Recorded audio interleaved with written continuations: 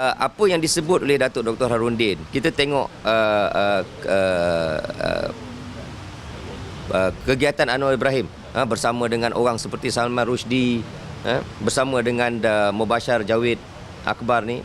Jadi jelas pepatah Melayu sebut dah terang bersuluh pula.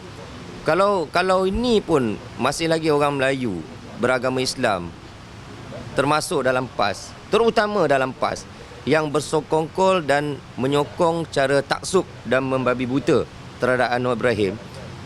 Kalau kenyataan Timbalan Mursyidul Am dia sendiri pun dia tak mau terima, pandangan siapa lagi dia nak terima? Mursyidul Am maknanya pembimbing. Pembimbing, ini pembimbing dia yang bercakap mempertikaikan pemikiran Anwar Ibrahim. Dia bukan bercakap tentang sampai ke tahap Datuk Dr. Harudin membuat satu garisan, apa kita panggil garisan mufarakah.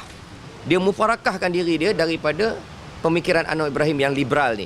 Yang pada saya ada satu pemikiran songsang yang boleh merosakkan agama Islam. Jadi pada saya kenyataan Datuk Harudin ni bukan saja harus diterima tetapi mesti disusulkan dengan tindakan. Pada saya cadangkan kepada ahli akar umbi dan para ulama dan ilmuwan yang masih ada dalam PAS, yang masih lagi ada keimanan, yang masih lagi sayang pada Islam, segera adakan muktamar agung, muktamar khas untuk membincangkan isu ni, membincangkan isu tentang pemikiran Anwar Ibrahim ni dan sama ada mereka mahu terus bersekongkol atau tidak dengan Anwar Ibrahim. Apatah lagi diikuti pula oleh kenyataan Profesor Emeritus Datuk Dr. Syanon Ahmad, sastrawan negara yang dijulang-julang oleh PAS dahulu. Hari ini membuat kenyataan yang cukup jelas tanpa provokasi mana-mana pihak bahawa perjuangan PAS sudah tersasar, sudah terkeluar daripada agenda perjuangan Islam sebenar, malahan bercanggah dengan sunnah perjuangan yang dibawa oleh Rasulullah. Jadi dengan pandangan-pandangan sebegini, saya tidak nampak lagi di mana rasional untuk PAS yang mendabik dada sebagai parti yang berteraskan Islam untuk terus bersekongkol dengan Anwar Ibrahim dan bersekongkol dengan DAP. Jadi pada saya sudah tiba masanya ahli akar umbi PAS bangkit menyatakan suara mereka. Kerana ni bukan soal politik dah, ni soal agama, soal akidah yang boleh menentukan kita ke mana nanti. Jadi pada saya untuk Datuk Harudin dah mufarakahkan, dia dah selesaikan diri dia. Dia dah buat kenyataan tu. Ikut tak ikut, aku Timbalan Mursyidul Am tak ada kuasa, tapi aku boleh bagi nasihat. Dia dah bagi nasihat. Kamu tak mau ikut, tu kamu punya hal. Tapi bagi orang PAS, terutama ahli akar umbi, ustaz-ustaz, ulama-ulama, ilmuwan yang ada dalam PAS, saya kira sudah tiba masa mereka mengkaji kedudukan mereka di dalam pakatan dan pendirian mereka dengan Anwar Ibrahim. Sudah tiba masanya mereka mufarakah daripada Anwar Ibrahim. Biar dia sesat sendirilah. Jangan tenggelam sekali. Pada saya itu nasihat saya. Nasihat saya sekarang ni tidak cukup sekadar bercakap saja. Sudah tiba masanya tindakan diambil oleh pimpinan ulama dan ahli akar umbi PAS untuk menentukan hala tuju dia. Kalau selepas pendedahan ni, setelah kenyataan Timbalan Mursyidul Am dia sendiri bahawa Anwar Ibrahim ni berfikiran liberal, dia tak mahu ada kena-mengena dengan Anwar Ibrahim langsung. Lepas tu pendedahan oleh Datuk Syanon Ahmad bahawa Pak Syanon bahawa PAS sudah tersasar jauh.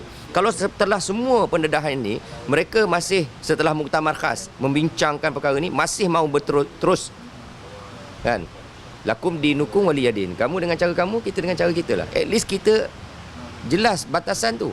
Sekarang ni ahli akar umbi PAS tak dapat tu, batasan tu dia tidak dapat sampaikan sebab tidak ada muktamar.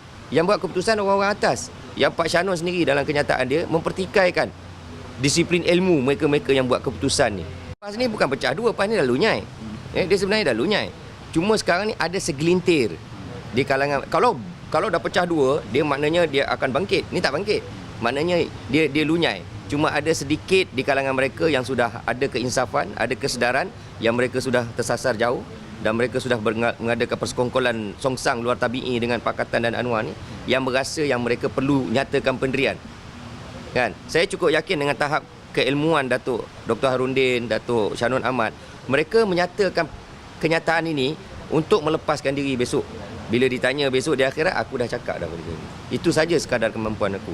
Jadi sekarang ni adalah tanggungjawab ahli akar umbi PAS untuk bangkit menyatakan pendirian parti, bukan perseorangan. Sekarang ni hanya kenyataan perseorangan.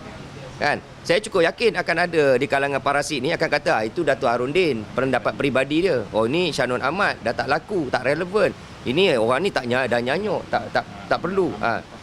Ini UMNO bayar, itu ayat standard SOP dia, standard operating procedure. Ini UMNO yang bayar. Jadi saya rasa sudah tiba masa ahli akar umbi PAS membuat pendirian parti.